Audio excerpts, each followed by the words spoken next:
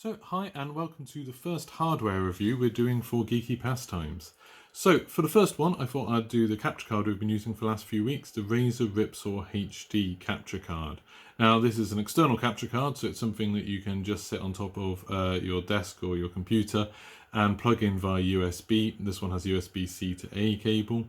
And then you can plug a HDMI cable into the back of it. There's a HDMI in and then a HDMI out that can go through to your TV. And this kind of gets in the way of the two of them and sends all of the data to your TV like it would anyway. It has pass-through, but then it also sends it to your computer so you can record or stream or things like that. Now, I bought this from Amazon, so I paid about £150 for it.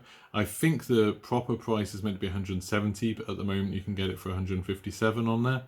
And as you can see from the box, it does 1080p recording at 60 frames a second. It does audio mixing, so you can plug in a microphone and headphones to it if you want, and it'll record as separate channels. I actually haven't used that because I tend to just plug in my headphones into the PC that I'm recording on, the laptop or the desktop that I'm recording on. Then you can see up here, it also does 4K pass-through, and that's quite important.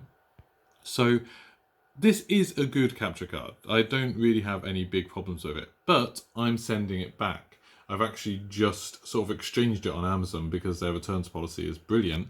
Even though I've used this for a while, they're letting me swap it out for an Elgato S Plus, which I'll do a review of soon once I've used it for a little bit.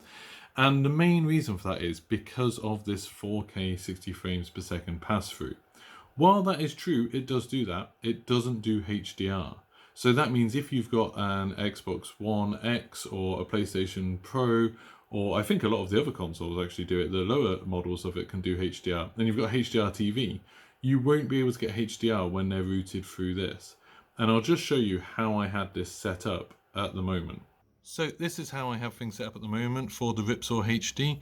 I have my systems like the PC and the Xbox and the PlayStation and the Switch. They get plugged into this HDMI switcher, which can do 4K at 60 Hz and HDR.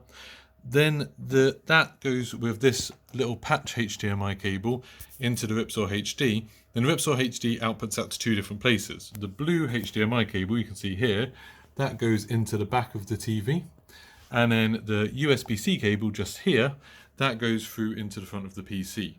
Now that means that the picture is always going through to the TV, whether I'm recording or streaming or not, but then it's also going through to the PC, or I can switch that cable down to my laptop, and then I can stream or record any of those different devices from there without having to plug things in or out.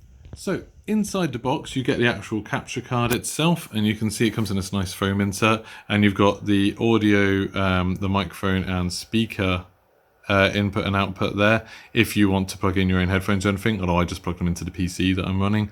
It also has power light on the front there, which you can't really see, and it's got the Razer logo on the top, which sort of catches the light. Then on the back you've got the USB-C port, which does provide power, so if you're plugging this into a laptop, remember if the laptop's switched off you might not be able to run it, which means the pass-through won't work. So as long as that's plugged into something that will provide it power, it should be okay. And then you've also got the HDMI in, which is where you'll put all your consoles into, or I've got the HDMI switch into there. And you've got the HDMI out, which will go through to your TV and monitor. Also in the box, you get a HDMI cable, which is pretty long, to be honest. You get a 3.5mm cable, which is bizarrely short. And then you also get the USB cable, which is USB-C to USB-A. Now, as a package, it's all packaged up very nicely. You also get an instruction manual, and then you also get these things that Razer always give you that sort of like say thanks for like buying something from us.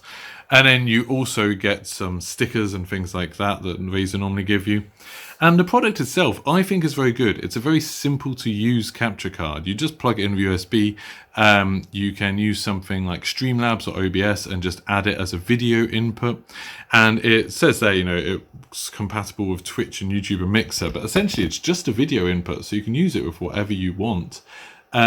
I found it really simple, like having different channels. You can have audio channel comes through from HDMI, but there's also audio channel from the microphone input. Synapse, the Razer software, can be used for it, but just as a kind of audio equalizer. It doesn't do anything else other than that. I would just plug it straight into something like OBS or Streamlabs or whatever kind of streaming or recording software you use, and it should work straight away. I had a couple of problems where maybe video wouldn't show up or audio wouldn't show up, but normally just unplugging it and plugging it back in again, or disabling it and enabling it again in Streamlabs, fixed basically everything that I had an issue with. Like I said, I am sending it back mostly just because it doesn't have HDR pass-through, but it's been very, very good for what it does.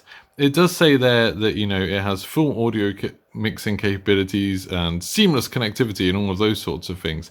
But all this really means is it works, it does what it's meant to do. So I would say if you're in the market for something that you just want to capture 1080p at 60 frames a second, and for streaming, that's good enough, really. Like, that's, you don't really need anything higher than that. For recording, you might want higher resolution or higher frame rates, but for streaming, that's absolutely fine.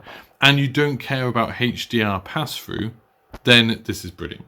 There are a few other things that are a little bit cheaper than this, but it does look quite nice, especially if you've got it in your living room or on your desk and you want it to look quite nice. And with it being Razer, although I know Razer, some people don't really trust their kind of reliability and things like that, I've not had many problems with them, and their customer support has been really, really good whenever I've had to deal with them. So I'm quite happy with them. So if you're in the market for a capture card, I think this is pretty good. The Elgato S Plus, which I've just got and I'm going to set up now, that is a little bit more expensive, but it does have HDR pass-through as well. So I'll bring a review of that. So if you want to see that, please do subscribe to my YouTube channel. Give this video a like so I know that I'll do a few more hardware things, and I'll see you soon.